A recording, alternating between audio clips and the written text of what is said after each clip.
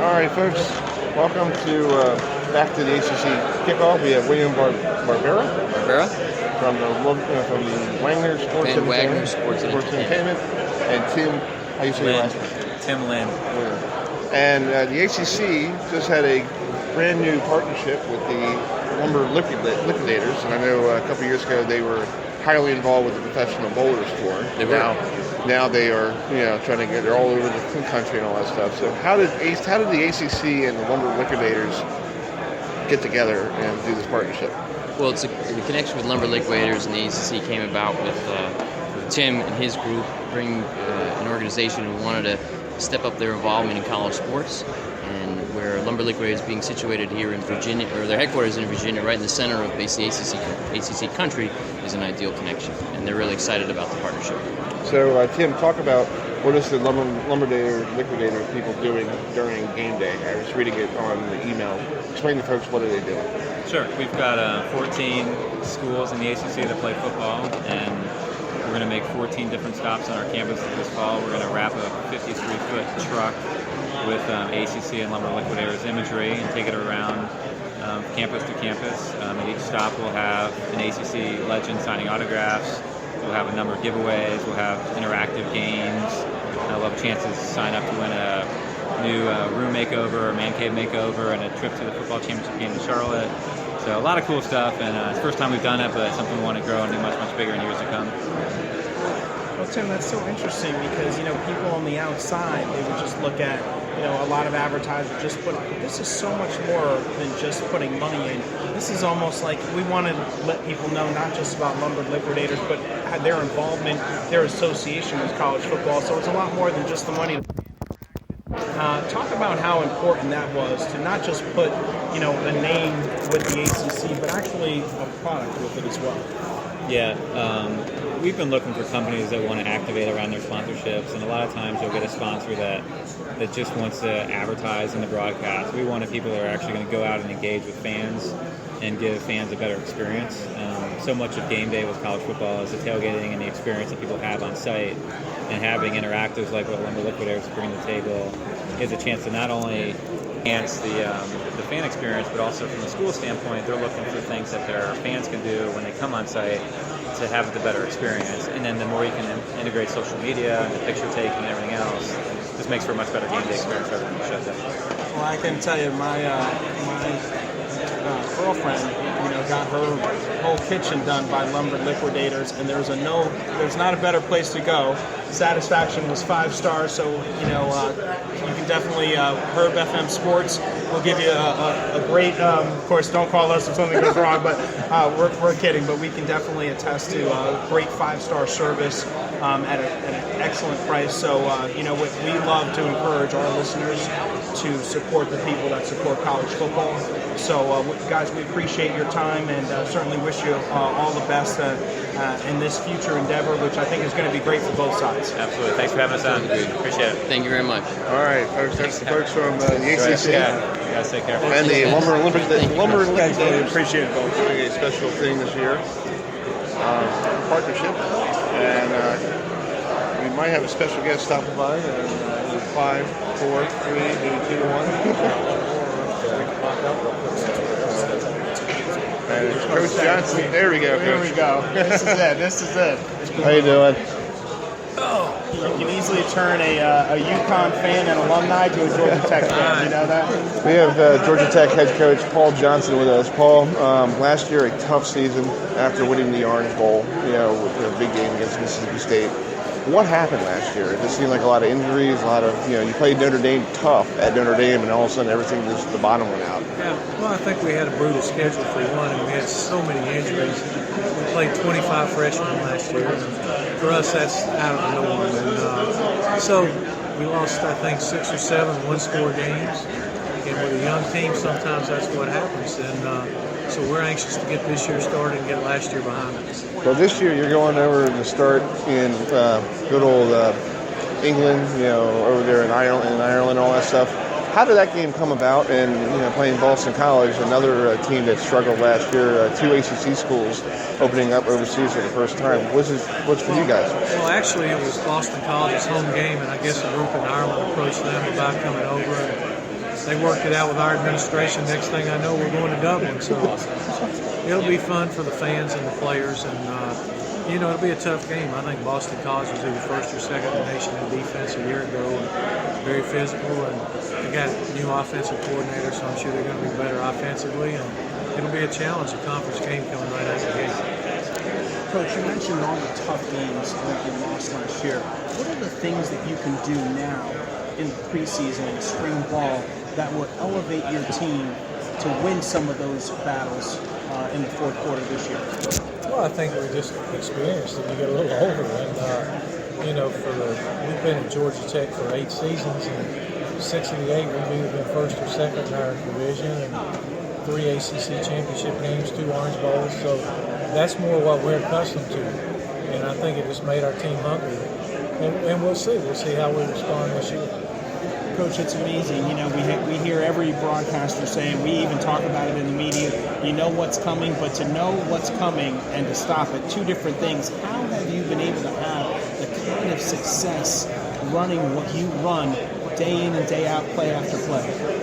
Well, I think it's execution and having good players, but we really believe in our system, and we feel like that if we do it correctly, that we're going to move the ball and be successful. And we like to think that we have answers for things. Sometimes physical superiority cancels all theory, but over the past 25, 30 years, it's been pretty good for us. Well, talk about the option. A lot of people, when they play against you, it seems like every week after that they kind of throws off their game plan. You're off because you came from Navy, and first you were down in Georgia Southern. You brought it through your whole career of coaching. Let's talk about the option. Why is the option good in college, but you don't see it a lot in the NFL? Well, I think it'd be good in the NFL, which nobody does it. So it's, the teams that struggle after they play us, you're right about that. But I think it's because we're physical.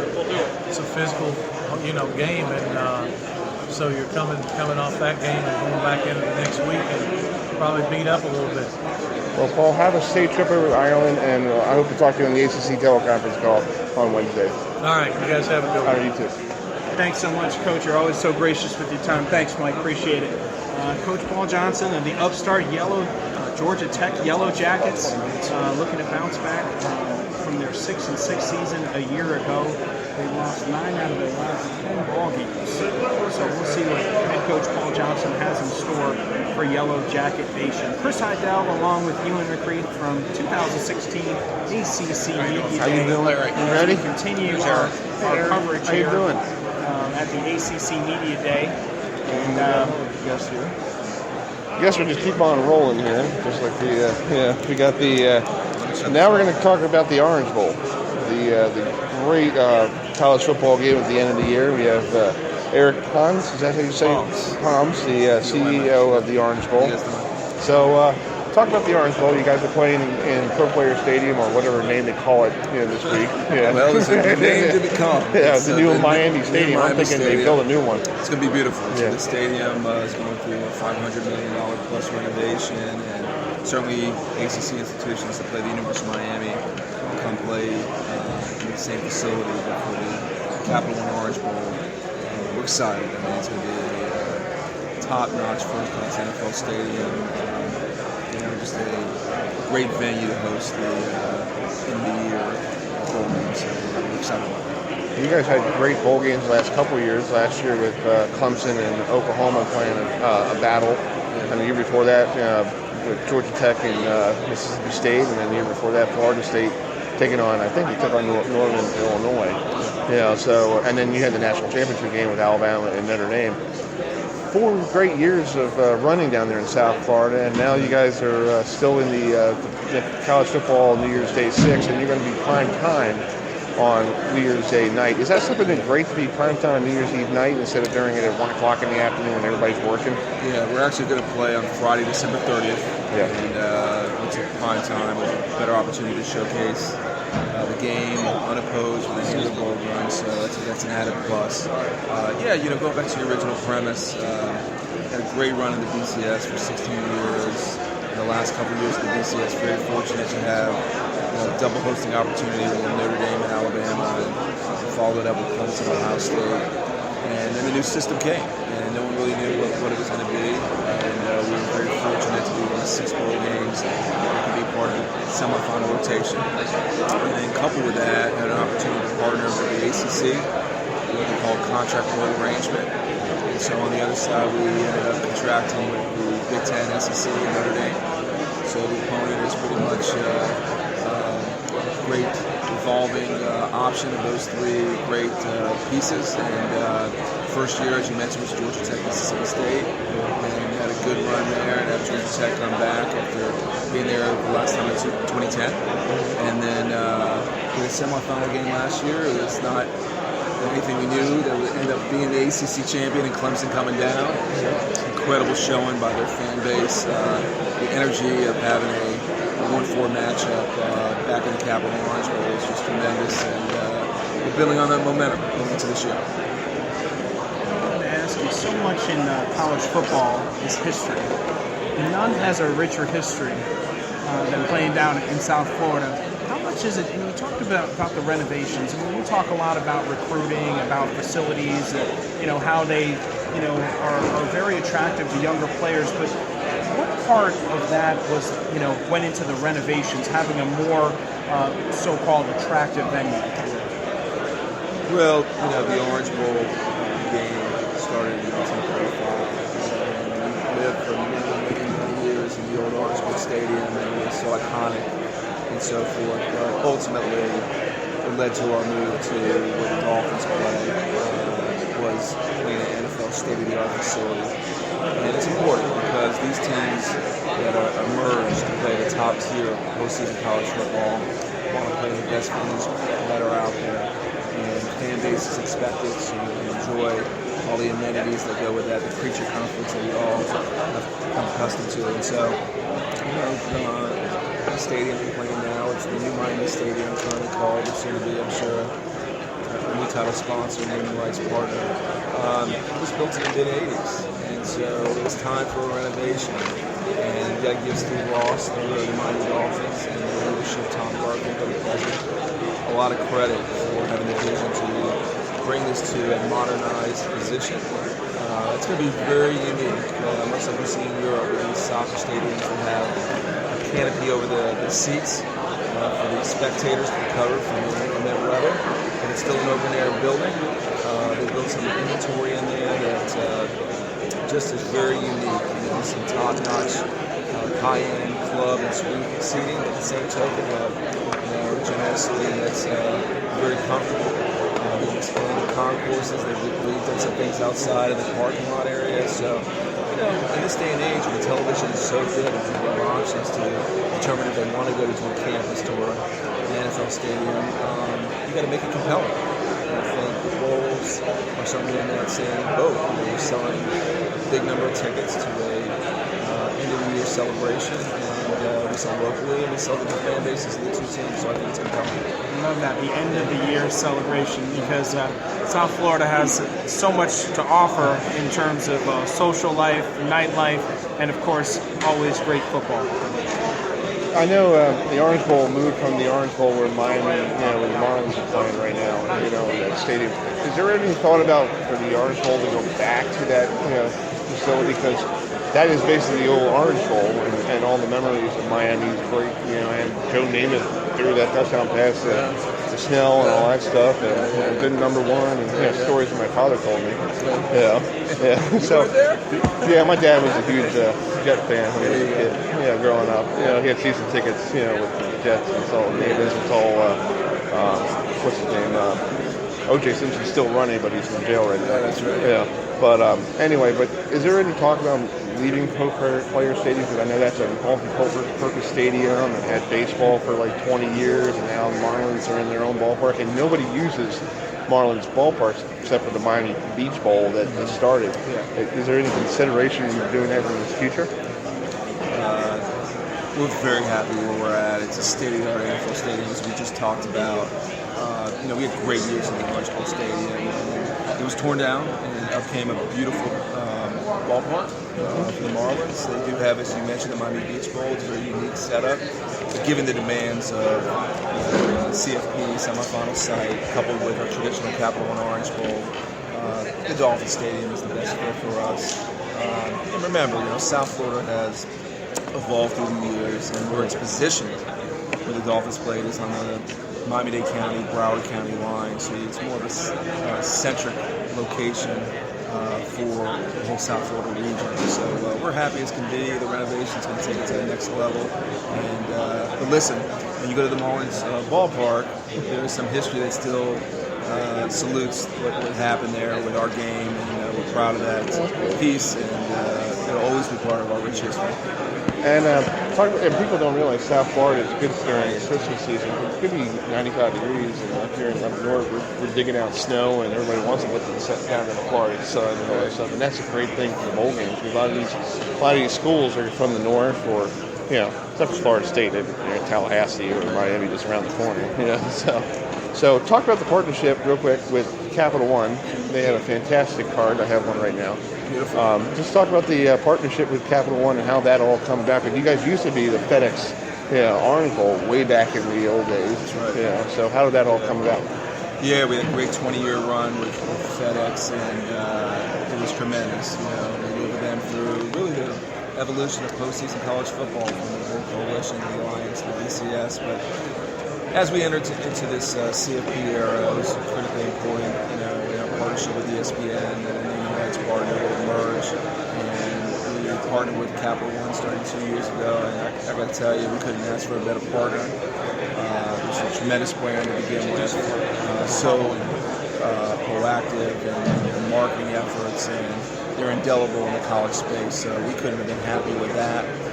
Now being the Capital and Orange Bowl, we partnered with them to really invest in elevating the brand and the experience for the fans, and entertainment level has gone to another height for us. I mean, last year, for example, Capital One on their own went to South Beach and we did a concert the night before the Clemson-Oklahoma showdown, and had the Imagine Dragons and Macklemore and Ryan Lewis, and 25,000 people had a chance to see an open-air, beautiful concert along the beach, and it was just tremendous. So just indicative of what they do with anything they touch. We're a big partner with the NCAA, and now they're in the college football space, and we're honored that they're with us. All right, well, Eric, thank you so much. I appreciate it. And the Orange Bowl is December 30th, and we'll face the ACC winner will be down there. There you go. Thank you, sir. Thanks, guys. Appreciate it. We're gonna stick around here. We're gonna be in the holding pattern because we have some guy who used to play quarterback at the University of Miami with Jim Kelly might stop by. Yeah, we're working on it right now. Tom is a very good guy with Miami. Does a fantastic job with his PR department. A Cleveland Cavalier fan, so we need to speak to him later about his Cavaliers because he's still on cloud nine. He's probably, I still see him floating, but he's still floating. And now the Indians are in the first place now. Oh my God. There's something wrong with the atmosphere.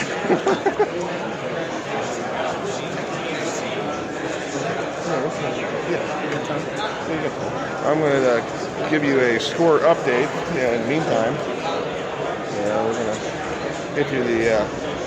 we're going to give you the Orioles right now are playing the Yankees up in the Bronx. Been to the Bronx, New Yankee Stadium a couple times. And let's give you the update here. The Orioles going to come home tomorrow to play the Cleveland Indians at Camden Yards. Jimmy Tom may maybe make a trip to Camden Yards to see the Orioles. But the Orioles right now, in the top of the 7th inning, beating the Yankees by a score of 4-1. Is the score. We'll give you some. Mark Trumbo is up at the plate, for the Orioles. Let's give you the plays here. Bring up the play here. So the Orioles trying to snap their losing streak of 4 games after losing to Tampa in the first 3 at Yankee Stadium. Let's see here. Castro scored a run for the Yankees, RBI single. Scope had a double. So drove in 2 runs in the top of the 7th. That's where they are right now. And J.J. Hardy had an RBI single. Looks like Manny Machado is back after having the flu, because everybody had the flu at the Bronx yesterday. So that's what's going on with the. Let's go to the other scoreboards here. Dodgers up on the Nationals 6-3 in the bottom of the eighth up there at National Park. We'll see who at the. We'll have some from the Roar from Clemson, the radio station. We're still waiting on. We might have Mark Ricks down the road. Let's give you some plays here from that game. Justin Turner, former Oriole, former Met, hit a homer in the first inning off of Steven Strasburg. And then Bryce Harper had a sacrifice fly in the bottom of the first, 2-1 Dodgers. And then all Dodgers ever since then, because Justin Turner hit another home run, a 2-run shot in the third inning off of Steven Strasburg. And Daniel Murphy is a hitting machine, and I don't know why the Mets got rid of him. I'm still bitter about that one. So he's doing really well in his first year. So yeah, obviously we want to say thank you to Hans, the CEO of the Orange Bowl, stopped by for some good tidbits about the Orange Bowl. We're going to try to see if we can get some. the top 14